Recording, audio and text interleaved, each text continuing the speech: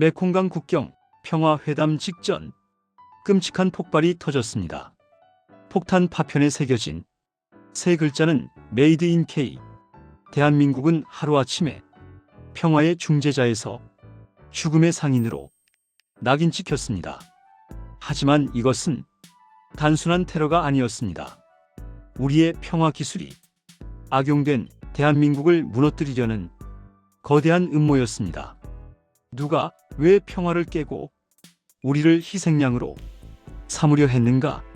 모든 진실이 밝혀지는 순간 메콩강의 붉은 흙먼지는 마치 마르지 않는 피처럼 느껴졌다.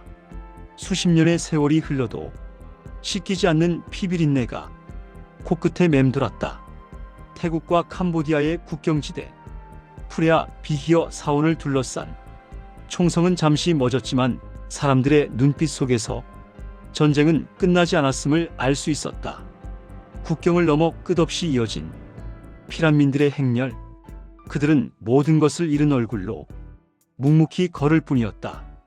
50만 명. 서류상의 숫자는 현실의 무게를 전혀 담아내지 못했다.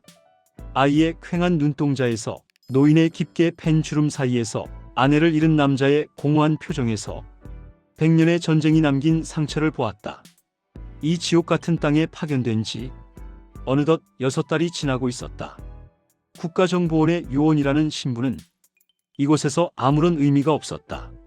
총알이 빗발치는 전선과 절망이 가득한 피란민촌 사이에서 할 수 있는 일은 많지 않았다. 그저 매일 밤 보고서를 작성하며 이 비극이 끝나기만을 바랄 뿐이었다.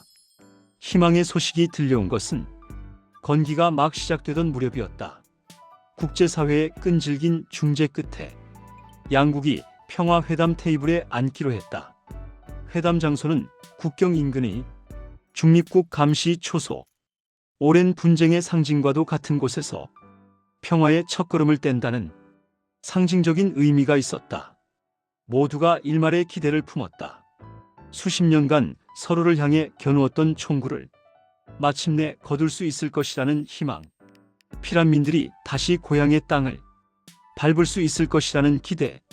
그 희망의 중심에 대한민국이 있었다. 우리는 양측 모두에게 신뢰를 얻고 있는 몇 안 되는 국가였고 이번 회담을 성사시키는데 결정적인 역할을 수행했다.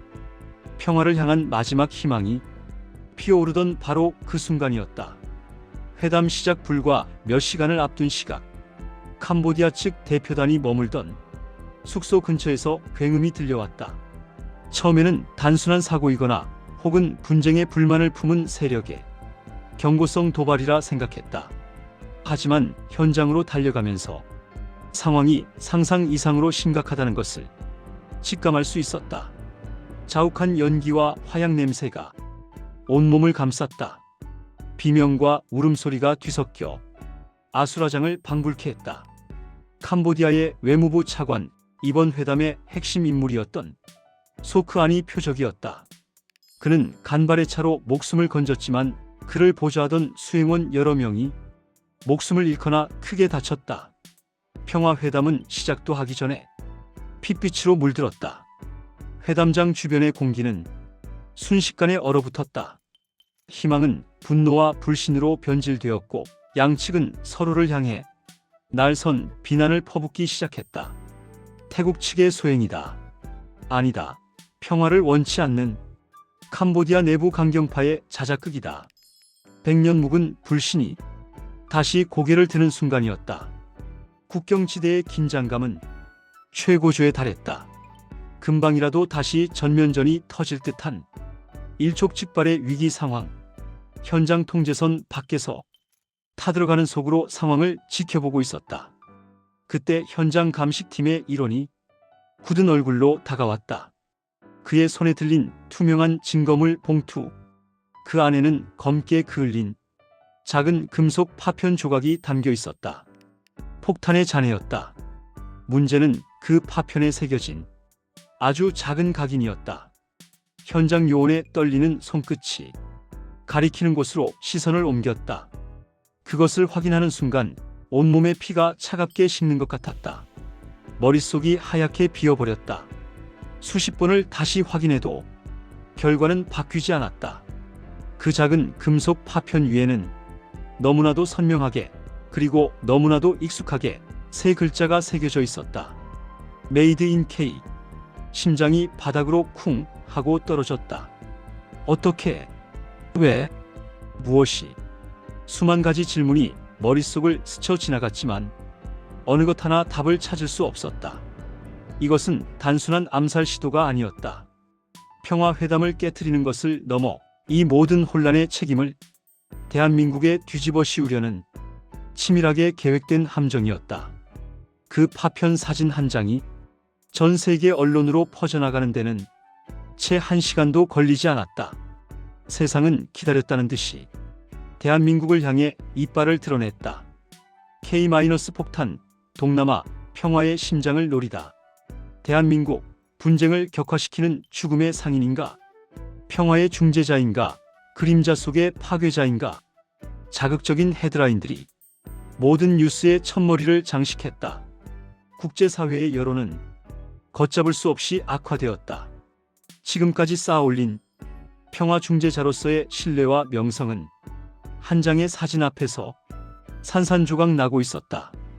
대한민국은 순식간에 아시아의 평화를 위협하는 악의 축으로 낙인 찍혔다. 우방국들마저 등을 돌리기 시작했다. 진실을 규명하자는 목소리보다는 대한민국을 규탄하고 제재해야 한다는 목소리가 더 거세게 터져나왔다. 본부와의 통신 채널은 쉴 새 없이 울려댔다. 스크린 너머로 보이는 서울의 동료들은 침통한 표정으로 밤을 새우고 있었다. 외교 라인은 마비 상태에 빠졌고 모든 해명은 변명으로 치부되었다. 그 누구도 우리의 말을 믿어주지 않았다. 오히려 대한민국 정부가 배후에서 분쟁을 조장하며 무기를 팔아 이익을 챙겨왔다는 음모론까지 확산되기 시작했다. 캄보디아와 태국 양국은 기다렸다는 듯이 대한민국을 맹비난하며 국제재판소에 제소하겠다고 으름장을 놓았다. 어제의 파트너가 오늘은 가장 적대적인 국가가 되었다. 사방이 벽으로 둘러싸인 기분이었다. 눈을 떠도 눈을 감아도 온통 대한민국을 향한 비난과 저주의 목소리뿐이었다. 한 줌의 재가 되어버린 평화회담의 잔해 속에서 50만 피란민의 절망적인 눈빛 속에서 전 세계의 손가락질 속에서 우리는 완전히 고립되었다. 대한민국이라는 이름 위에 악의 축이라는 주홍글씨가 선명하게 새겨지는 순간이었다. 서울 본부에서 쏟아지는 지시는 혼란 그 자체였다. 사실관계를 파악하라는 원론적인 명령과 사태를 수습하라는 불가능한 요구가 뒤섞여 날아들었다. 현장에서 느끼는 압박감은 상상을 초월했다. 카메라는 24시간 내내 우리의 일거수일투족을 쫓았고 분노한 시위대의 함성이 숙소의 벽을 뚫고 들어왔다. 대한민국이라는 이름은 이곳에서 가장 혐오스러운 단어가 되어버렸다. 동료들은 모두 지쳐갔다. 며칠 밤낮으로 이어진 비상근무에 눈은 퀭했고 낯빛은 흑빛으로 변해 있었다. 하지만 누구 하나 포기하자는 말을 꺼내지 않았다. 이대로 주저앉을 수는 없었다. 누군가 우리에게 씌운 악의적인 누명을 벗겨내야만 했다. 그렇지 않으면 대한민국은 국제사회에서 영원히 고립될 것이 분명했다. 모든 것은 그 작은 금속 파편에서 시작되어야 했다. 현장에서 수거된 유일한 단서이자 우리의 목을 조여오는 가장 강력한 증거, 본부에 긴급 요청하여 국방과학연구소의 최고 전문가인 최성진 박사가 급파되었다. 그는 폭발물과 신소재 분야에서 세계적인 권위자였다. 최성진 박사는 방콕의 비밀 안가에서 밤을 새워 파편을 분석했다. 며칠 후 모두가 모인 브리핑 자리에서 최성진 박사는 스크린에 복잡한 설계도를 띄웠다. 그의 표정은 그 어느 때보다 진지하고 무거웠다. 최성진 박사는 이것이 단순한 폭탄이 아니라고 단언했다. 오히려 정반대의 목적을 위해 만들어진 물건이라고 설명했다. 그것의 본래 이름은 K-스마트 평화 센서였다. 분쟁 지역에 설치하여 미세한 진동이나 음파, 화약 성분 등을 감지해 무력 충돌의 징후를 사전에 포착하는 최첨단 감시 장비, 세계 평화에 기여하기 위해 극비리에 개발 중이던 대한민국의 야심작이었다. 누군가 이 평화 센서의 프로토타입을 탈취하여 폭탄으로 개조한 것이었다. 센서의 정밀한 감지 장치를 제거하고 그 자리에 강력한 폭약을 채워 넣었다. 그리고 가장 악랄하게도 센서의 외피에 새겨져 있던 메이드 인 K 각인은 그대로 남겨두었다. 평화의 상징이 가장 잔인한 흉기로 둔갑한 순간이었다. 이것은 명백한 함정이었다. 대한민국의 기술력을 역이용하여 가장 완벽한 알리바이를 만들고 평화 중재 주도권을 쥔 우리를 나락으로 떨어뜨리려는 치밀한 계획이었다. 모두가 할 말을 잃었다. 분노와 허탈함이 회의실의 공기를 무겁게 짓눌렀다. 최성진 박사는 절망적인 상황 속에서도 한 줄기 희망을 찾아냈다. 범인들이 센서를 개조하는 과정에서 미처 삭제하지 못한 데이터 로그가 남아있을 수 있다는 것이었다. 센서는 극소량의 전력으로 구동되며 주변 환경 데이터를 수집하고 암호화하여 저장하는 기능이 있었다. 폭발의 충격으로 대부분의 데이터가 소실되었겠지만 마지막 순간까지 기록된 아주 작은 조각이라도 찾아낸다면 단서를 얻을 수 있을지 모른다. 그때부터 보이지 않는 전쟁이 시작되었다. 우리는 외부의 비난과 압박을 막아내는 방패가 되어야 했고, 동시에 내부에서는 진실을 향한 창을 깎아야 했다. 국정원의 모든 정보망이 총동원되었다. 태국과 캄보디아 국경지대를 드나드는 모든 인물과 물자, 수상한 자금의 흐름을 샅샅이 훑기 시작했다. 최성진 박사와 연구팀은 안가에 설치된 임시 연구실에서 데이터 복구 작업에 매달렸다. 수십억 개에 달하는 데이터 파편들을 하나씩 맞춰나가는 고되고 지루한 작업의 연속이었다. 시간은 우리 편이 아니었다. 국제사회의 제재 논의는 날이 갈수록 구체화되었고, 양국 국경에서는 크고 작은 무력 충돌이 다시 발생하기 시작했다. 평화회담의 불씨가 꺼져가는 자리에 다시 전쟁의 그림자가 짙게 드리워지고 있었다. 50만 피난민들의 고통은 더욱 깊어져만 갔다. 매일 밤 그들의 공허한 눈빛이 떠올라 잠을 이룰 수 없었다. 우리의 작은 실수가, 우리가 조금 더 늦어지는 것이 수많은 사람의 목숨을 앗아갈 수 있다는 압박감이 어깨를 짓눌렀다. 며칠이 지났는지 날짜 감각마저 무뎌질 무렵이었다. 새벽녘 최성진 박사가 붉게 충혈된 눈으로 브리핑룸으로 뛰어들어왔다. 그의 손에는 작은 USB 하나가 들려 있었다. 모두의 시선이 그에게로 쏠렸다. 최성진 박사는 떨리는 목소리로 말했다. 아주 작은 데이터 조각을 복원하는 데 성공했다고. 폭발 직전 센서가 마지막으로 기록한 짧은 로그 파일이었다. 스크린에 복원된 데이터가 나타났다. 대부분은 의미를 알 수 없는 깨진 코드의 나열이었다. 하지만 그 마지막 부분에 모두의 눈을 의심하게 만드는 하나의 좌표 값이 기록되어 있었다. 그 좌표는 태국도 캄보디아도 아닌 제3국의 국경지대에 위치한 어느 항구를 가리키고 있었다. 그리고 그 좌표와 함께 아주 짧은 통신 기록이 남아 있었다. 암호화되어 있었지만 우리가 사용하는 것과는 전혀 다른 방식의 매우 생소한 암호 체계였다. 심장이 다시 뛰기 시작했다. 이것은 단순한 분쟁 개입이 아니었다. 태국과 캄보디아의 갈등을 이용하여 아시아 전체의 세력 균형을 흔들고 그 과정에서 대한민국을 희생양으로 삼으려는 거대한 검은 세력이 존재한다는 강력한 증거였다.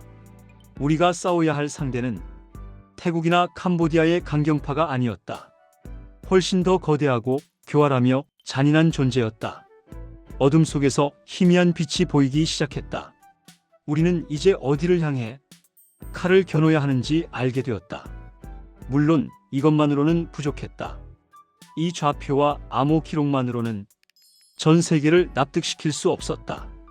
누명을 벗기 위해서는 배후 세력의 실체를 드러낼 결정적인 증거가 필요했다.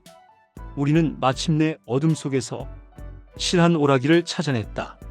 그 실의 끝에 괴물이 도사리고 있다 해도 이제는 나아갈 방향이 정해졌다. 서울 본부에서 쏟아지는 지시는 혼란 그 자체였다. 사실관계를 파악하라는 원론적인 명령과 사태를 수습하라는 불가능한 요구가 뒤섞여 날아들었다. 현장에서 느끼는 압박감은 상상을 초월했다. 카메라는 24시간 내내 우리의 일거수일투족을 쫓았고 분노한 시위대의 함성이 숙소의 벽을 뚫고 들어왔다.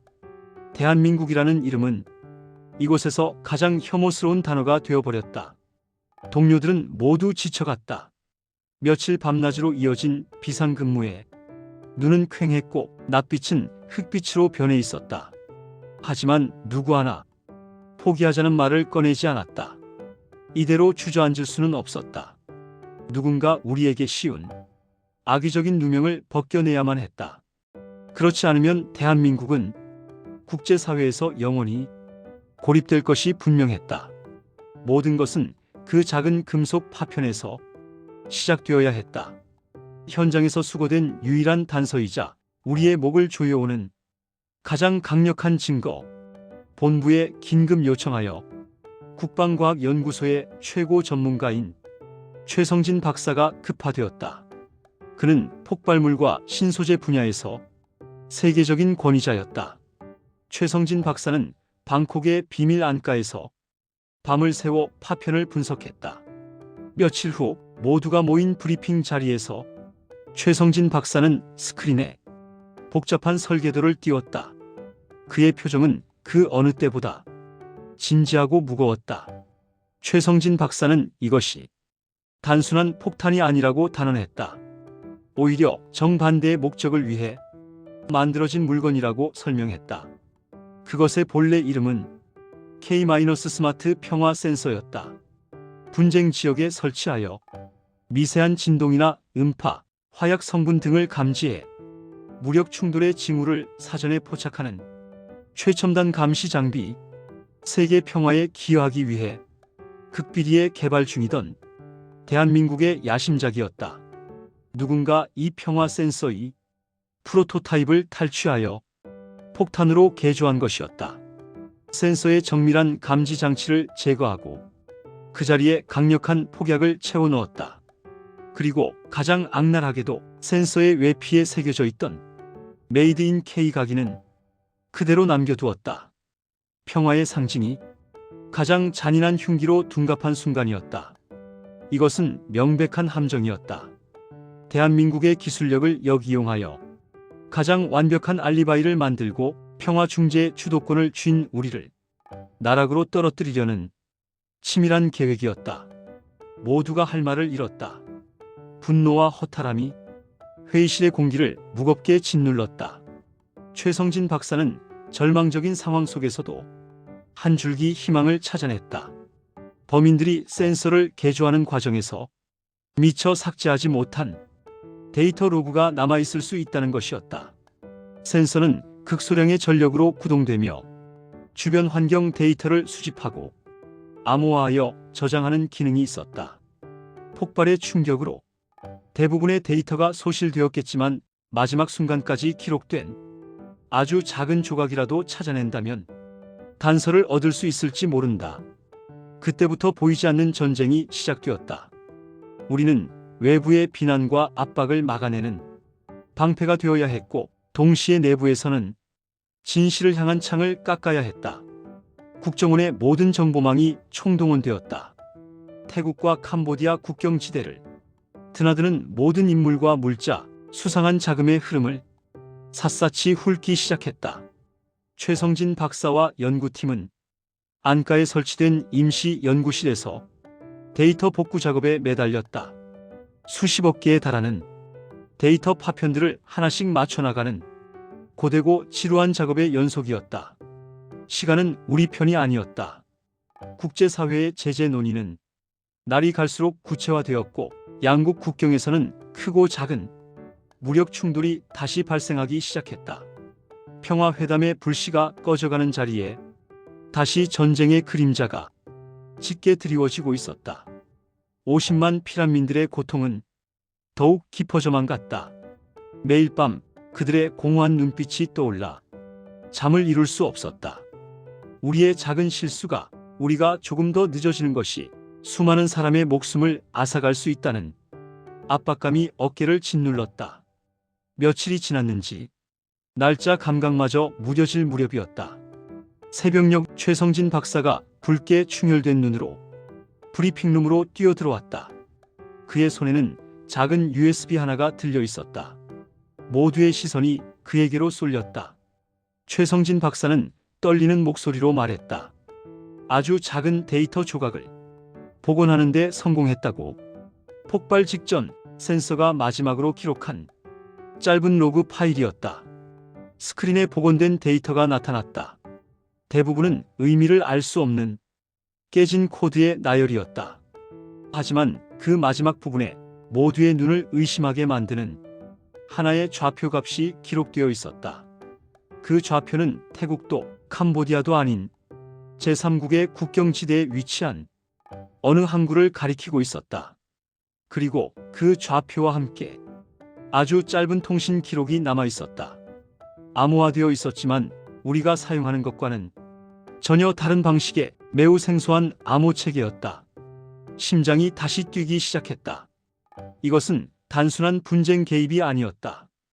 태국과 캄보디아의 갈등을 이용하여 아시아 전체의 세력 균형을 흔들고 그 과정에서 대한민국을 희생양으로 삼으려는 거대한 검은 세력이 존재한다는 강력한 증거였다.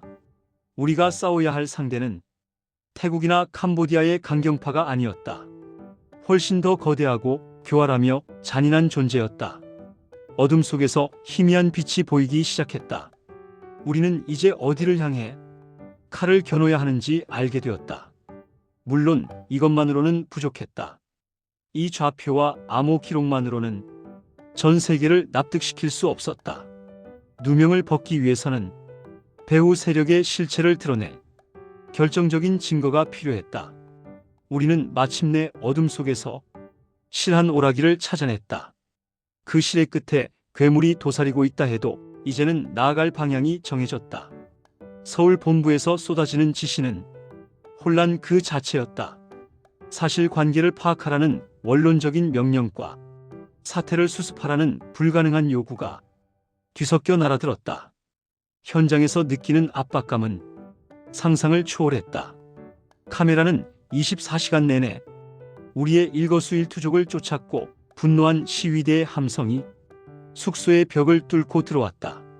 대한민국이라는 이름은 이곳에서 가장 혐오스러운 단어가 되어버렸다. 동료들은 모두 지쳐갔다. 며칠 밤낮으로 이어진 비상근무에 눈은 퀭했고 낯빛은 흑빛으로 변해 있었다. 하지만 누구 하나 포기하자는 말을 꺼내지 않았다. 이대로 주저앉을 수는 없었다. 누군가 우리에게 씌운 악의적인 누명을 벗겨내야만 했다.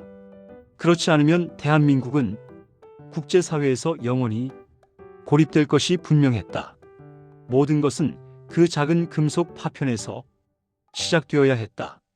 현장에서 수거된 유일한 단서이자 우리의 목을 조여오는 가장 강력한 증거, 본부에 긴급 요청하여 국방과학연구소의 최고 전문가인 최성진 박사가 급파되었다. 그는 폭발물과 신소재 분야에서 세계적인 권위자였다. 최성진 박사는 방콕의 비밀 안가에서 밤을 새워 파편을 분석했다. 며칠 후 모두가 모인 브리핑 자리에서 최성진 박사는 스크린에 복잡한 설계도를 띄웠다. 그의 표정은 그 어느 때보다 진지하고 무거웠다. 최성진 박사는 이것이 단순한 폭탄이 아니라고 단언했다. 오히려 정반대의 목적을 위해 만들어진 물건이라고 설명했다. 그것의 본래 이름은 K-스마트 평화 센서였다. 분쟁 지역에 설치하여 미세한 진동이나 음파, 화약 성분 등을 감지해 무력 충돌의 징후를 사전에 포착하는 최첨단 감시 장비, 세계 평화에 기여하기 위해 극비리에 개발 중이던 대한민국의 야심작이었다. 누군가 이 평화 센서의 프로토타입을 탈취하여 폭탄으로 개조한 것이었다. 센서의 정밀한 감지 장치를 제거하고 그 자리에 강력한 폭약을 채워 넣었다. 그리고 가장 악랄하게도 센서의 외피에 새겨져 있던 메이드 인 K 각인은 그대로 남겨두었다. 평화의 상징이 가장 잔인한 흉기로 둔갑한 순간이었다. 이것은 명백한 함정이었다.